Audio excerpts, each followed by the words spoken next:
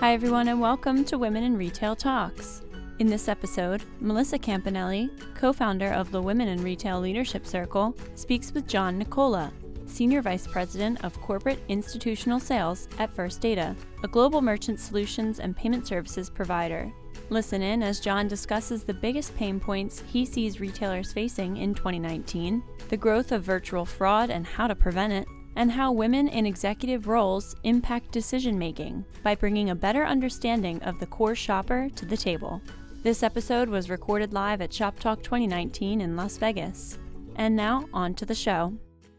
Hi everybody, it's Melissa Campanelli, the co-founder of the Women in Retail Leadership Circle, and I'm here at the FQ Lounge at Shop Talk 19 with John Nicola, who's the SVP of Corporate Institutional Sales at First Data, and we're so excited to have him here today.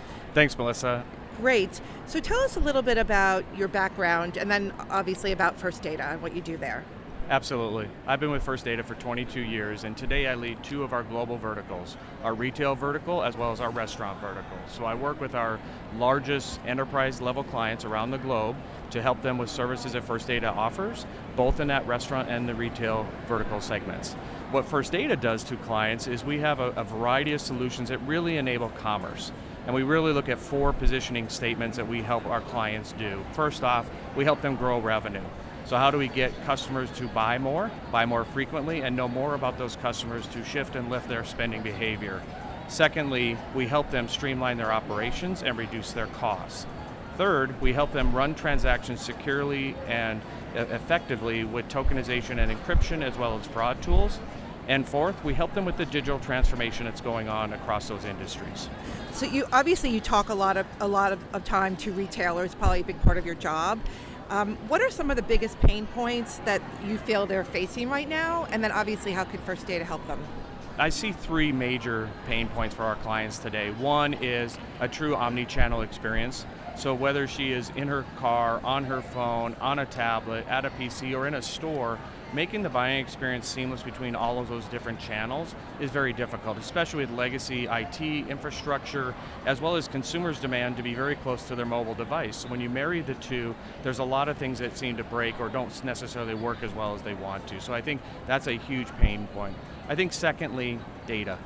Understanding her primary shopping behaviors, her preferences, and what does she like to do, and how often does she like to engage with the brand, and truly understanding who she is, how often she comes in, I think is so very difficult to really get down to the right data that's relevant and pertinent to that customer. And finally, the last one is as our clients are really opening up their ecosystem, they're also opening it up to the fraudsters. So how do they make sure that their best customers are getting through their various environments, whether it's mobile, whether it's e-commerce or physical store, and letting their customers buy from them and keeping the bad guys out? It is interesting that you mentioned fraud. Is it still a big issue? Is it becoming more of an issue? I feel like I've been hearing it a lot here at Shop Talk as being a topic. Yeah, thank you. Ever since EMV came to the US, fraud has definitely seen a big shift. So we've seen a lot of fraud leave the physical stores, and now it's in the virtual world, whether it's in the e-commerce space, a mobile commerce space, or as I heard one of the presenters earlier today talk about the h-commerce space or commerce at home. So really the opportunity that says, how do we take the physical barriers out of for the customers have allowed the fraudsters to become more pervasive in those e-commerce, mobile commerce, and h-commerce locations to perpetrate fraud, quite honestly. So you need to have something that really is a more powerful tool that doesn't rely on old school rules to be able to keep fraudsters out. It really is using AI technology and machine learning to make a decision in nanoseconds based on what we know about that customer, based on what's out on the dark web, what's going on in the issuing and the other merchant community that can say, how do we take that data about that customer, about that device, about that payment instrument, and make a very solid decision to say yes to the best customers and no to the fraudsters. Oh, great, really, really fascinating. And that kind of dovetails into my next question, which is about, you mentioned AI and a few other technologies there. So, what do you think retail technology will look like a year from now, 5 years from now? You can use your own, you can talk about whatever you find interesting there, but the next look at technology for retailers. So where I see it happening now is the technology stacks are getting lighter and lighter. And so the ability for a merchant to deliver their ecosystem through a series of APIs or SDKs is just paramount. And whether we're talking about a mobile app, we're talking about a web presence or physical store ecosystem, being able to lift and plug and play all the different apps that the consumer now engages with, that takes it to the next level of consumer experience. And so that technology has to make that easy, has to make it seamless, has to work across all of those ecosystems. So we really see in the next 3 to 5 years, really a dynamic shift in terms of getting everything into the cloud, getting into a connectivity of API and SDK connectivity that really drives that seamless environment.